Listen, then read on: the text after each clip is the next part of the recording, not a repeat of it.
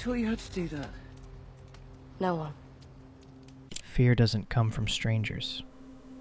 Not really. The deepest fear, the kind that locks your body and floods your chest, comes from looking at someone you love and not recognizing what's looking back. When Arya Stark came home to Winterfell, the audience expected a reunion. Tears, hugs, the pack restored. But what if I told you that Sansa Stark didn't see her sister walk through those gates? What if I told you she saw every monster who ever tortured her, wearing her little sister's face? Do you know what she is now? Do you know what the faceless men are? Watch the sparring scene again. Not Arya. Watch Sansa. She's standing on the balcony when Arya asks Brienne to spar. And at first, there's a flicker of something warm on her face. Curiosity. Maybe even pride. Her little sister, the one who used to chase cats through the Red Keep and fight with wooden sticks, is holding her own against the greatest warrior in Westeros.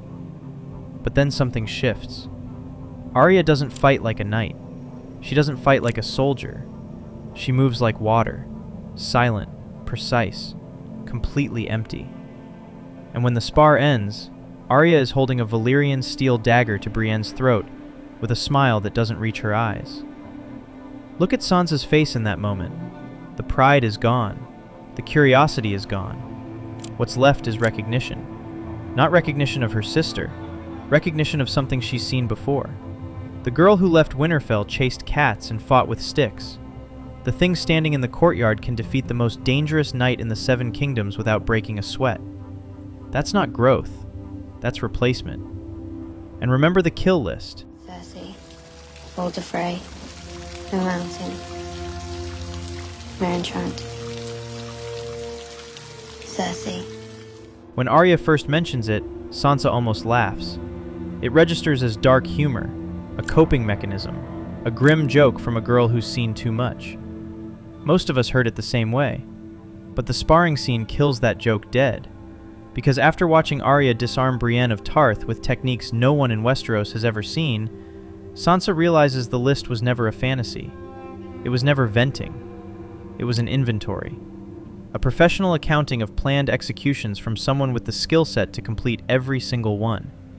That is the moment Sansa stops seeing a sister. She sees a weapon. If that just reframed the sparring scene, if you've watched it a dozen times and never once watched Sansa's face instead of Arya's sword, that's exactly the moment people hit like. Not because I asked, but because something shifted. Hi, I'm Nick. You're watching Ciniic Cults, and we're just getting started. I wonder what it would feel like to wear those pretty dresses. To be the Lady of Winterfell. Here's where the real horror lives, and it's not where you think. Everyone debates who had it worse, Arya or Sansa, the suffering Olympics. People write essays about it, argue in comments, rank their trauma like it's a competition. They're all missing the point. The tragedy isn't who suffered more. The tragedy is that their suffering made them toxic to each other. Think about what Sansa survived. Joffrey Baratheon, a sadist who ordered her beaten in public while smiling. Cersei Lannister, a manipulator who taught her that love is a weapon and tenderness gets you killed. Ramsay Bolton, a monster who did things the show could barely put on screen. 3 abusers, 3 different faces, and every single one of them shared the same behavioral signature: coldness, emotional blankness, the ability to discuss violence without any visible human reaction. Now Arya comes home, and she talks about killing people the way most people talk about the weather. No flinch, no hesitation, no visible emotion at all. She mentions baking men into pies. She describes wearing dead people's faces. She moves through Winterfell like a predator scanning a room for exits. Sansa's brain doesn't file that under sister. Sansa's brain, rewired by years of hypervigilance, by sleeping next to men who could kill her on a whim, by learning to read micro-expressions just to survive the night, pattern matches Arya's behavior to one category. Not Stark, not family, not pack, Bolton. And here's the cruelest part. Arya isn't a psychopath. She doesn't kill for pleasure. Her violence is anchored by grief and justice, and the memory of everyone she's lost. But Sansa can't see motivation. She can only see behavior. And the behavior is identical. The flat affect, the casual cruelty, the dead eyes.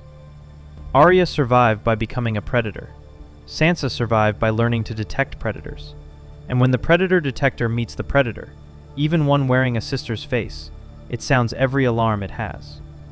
But there's a wound underneath this that most people never talk about. A wound that goes all the way back to the very first season. And it explains why Sansa, out of every Stark, was the one least equipped to recognize what Arya had become. Every Stark child was bonded to a direwolf, not a pet, a spiritual tether, a piece of themselves externalized, walking beside them. And here's what makes the symbolism devastating. Every wolf became exactly what its owner became. Nymeria, Arya's wolf, was set free in the Riverlands to save her life. And what did Nymeria do? She didn't disappear. She built a massive, lethal wolf pack. Nymeria? She became the apex predator of the wilderness. She became exactly what Arya became. Wild, unkillable, leading from the front. Lady, Sansa's wolf, was the gentlest of the litter, the most obedient, the one who took food delicately from under the table. She was everything Sansa was raised to be, and she was executed.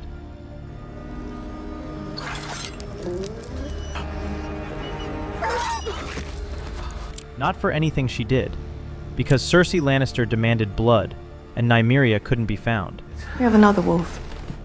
No, not Lady. Lady didn't bite anyone. She's good. Lady wasn't there! So they killed the innocent one instead, and Ned Stark swung the sword. One wolf was set free. Go! Leave! Now! One was executed. That's not symbolism. That's a prophecy. That's not me. 3 words. The entire wolf blood summed up in a single act of refusal. Ned saw it. He knew exactly what Arya was, even then. In the books, he warned her directly, told her she had a wildness in her, the wolf blood, the same wildness that lived in Lyanna and in his brother Brandon, and it brought them both to an early grave. The wolf blood, a Stark family curse, the same wildness that drove Lyanna to defy a kingdom and Brandon to march into the Mad King's throne room and demand Rhaegar's head. Both dead before their time. Arya carries that blood. She always has. And every other Stark can feel it, because every other Stark still has their wolf. Bran has his wolf dreams. Jon has Ghost. Arya has Nymeria running wild somewhere, a mirror of her own soul. But Sansa? Sansa is the only Stark who lost that connection. No wolf. No wolf dreams. No primal instinct whispering, "This is your blood. This is your pack. She's one of you." All Sansa has is what the Lannisters left her with. A threat detector. A politician's eye. A survivor's instinct that reads coldness as cruelty and violence as danger. The wolf inside Sansa died in Season 1, and without it, Arya's wildness doesn't register as family. It registers as the enemy. I could even become you. Now, the bedroom scene. The one everybody hated. The one everybody called bad writing. What if I told you it was the most psychologically precise scene in the entire season? Arya finds Sansa in her chambers. She's holding the Valyrian steel dagger. She starts talking, slowly, calmly, about Sansa's childhood dreams of being queen. Then she shifts. She describes what it would feel like to cut off Sansa's face and wear it, to walk around as the Lady of Winterfell, to live Sansa's life from behind Sansa's stolen skin. And now here's the part that should make every person watching this uncomfortable, because you did the exact same thing Sansa did. When seasons 6 and 7 were airing, millions of fans, maybe you were one of them, became genuinely convinced that Arya Stark was dead, that the girl who came home to Winterfell wasn't Arya at all, that the Waif had killed her in that dark room in Braavos, cut off her face, and traveled to Westeros wearing her skin like a suit. The theories were everywhere. Reddit, YouTube, forums. The Waif is Arya. Arya is dead. The person at Winterfell is an impostor. Some fans went even further. They said Arya and the Waif were the same person all along, a split personality, like Fight Club in Braavos. Why? Why did millions of people believe this? Because the girl who came home was too cold, too empty, too detached from everything that used to make Arya human. The gap between the child who left and the woman who returned was so massive that the only explanation people could accept was literal identity theft. Think about that. The audience, with full omniscient knowledge, the ability to watch every scene from every angle, complete understanding of the faceless men training, looked at Arya Stark and thought, that is not a real person. That is something else wearing her face. Now imagine Sansa. No omniscience, no behind-the-scenes knowledge, no understanding of Braavosi death cults or face-swapping assassins. Just a traumatized woman standing across from a sister she hasn't seen in years, watching her move like a ghost and talk about murder like it's small talk. Every single fan who ever typed, "The waif killed Arya," has permanently lost the right to criticize Sansa for being afraid. You saw the same stranger she did. But here's the thing that makes this story worth telling. Sansa never fully understood Arya's trauma. Arya never fully understood Sansa's. The translation never happened. The languages stayed foreign. What happened instead was something rarer and harder than understanding. Acceptance without comprehension.